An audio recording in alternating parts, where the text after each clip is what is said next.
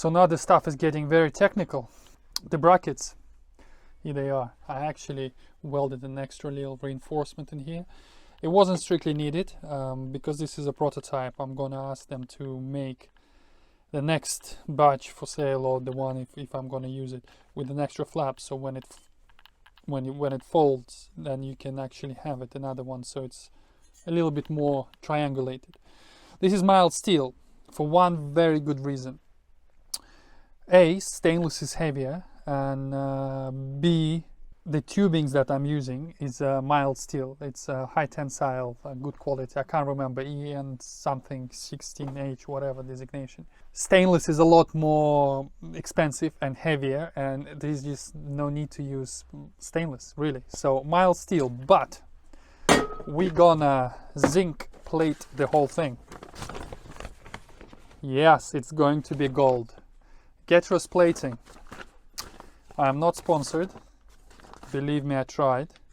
But either way, I'm gonna give them a good shout, because they are very comprehensive and been extremely helpful online and over the messages and stuff, running through what I need and materials and equipment and stuff like that.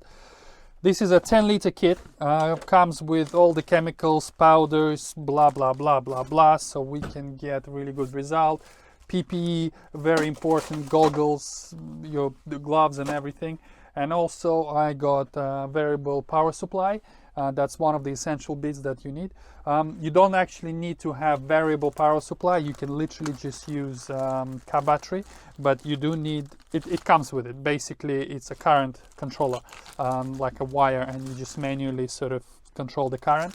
A lot of instructions, so I've been reading through this, so I'm not gonna bore you to death what needs to be done. The important thing you need to know is that you mix all the chemicals. They can be quite volatile, so use PPE. And then you dip your anodes, I think they're called, maybe. Yeah, this is basically pure zinc. And then we put it in a tank, clean our part really, really well, hang it inside, connect the current, wait a couple hours, take it out, and yeah, marvel at your ability to mix potions and turn mild steel into gold.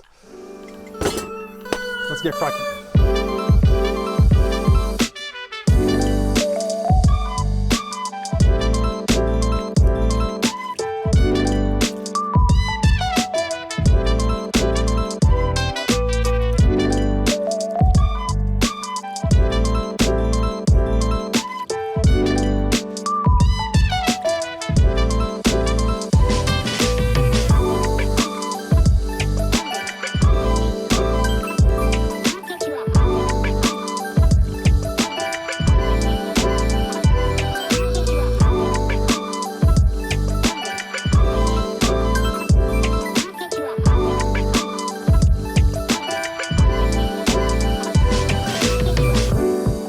The process is very simple.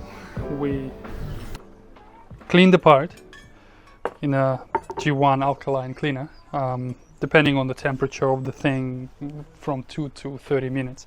I reckon I need around 5 because the temperature is 50 degrees. Now we wash this thing of all the residue just in normal water, and then acid dry pickle. Basically it's an activator, activates the metal to accept the zinc from the tank. So let's rinse this, put into the pickle for exactly 1 minute, and then we can do the main part. The water is heated up as well, just to aid the process. So we have a little bit more than 20 seconds left. And now, after the pickle, it's been activated. Now we dip this into the main tank with the solution of all the things, where we have the zinc cathodes, and we have a power control unit. So we're running currently at 3 amps and 1 volt. Needs to be here for about 20 minutes, 30 minutes. I'm still not sure. I mean, I'm reading the instruction manuals. Yeah, after that is done, I will rinse it, and then we can make it all nice and gold. So it's been about 35 minutes. according to the instructions, between 15 minutes to 40 minutes, you should see deposits of zinc. And as you can see, it's already quite zinky. I don't know if that's the thing.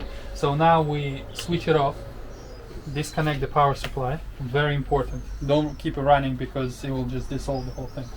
And now we have to rinse it for about 3 minutes. And I don't think 3 minutes is such an important. It has to be cold running wet. So now we've cleaned the part, it's been zinc coated and everything. This is the yellow passivity. So now we need to dip it, according to the instructions, between 10 and 50 seconds. The longer you dip it, the yellower it will become. Because we need to know, we want consistency between other parts, because I'm only doing 2, we have another 4. I'm gonna put a stopwatch so we know how long we're dipping it for. Has to be constantly agitated. This is 5 seconds. Let it a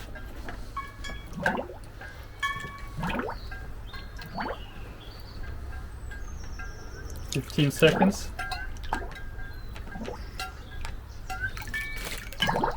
20 seconds. It's going yellow.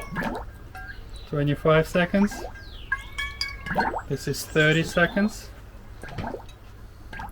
I think we want it yellow, right? We want it yellow for really good impact. So this is 40 seconds.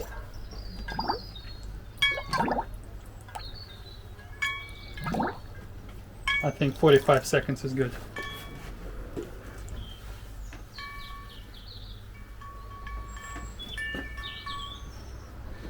And now we have to rinse it.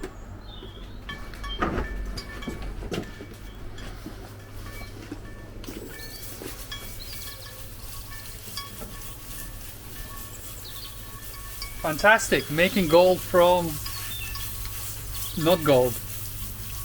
So that's what you get when you zinc plate something at home.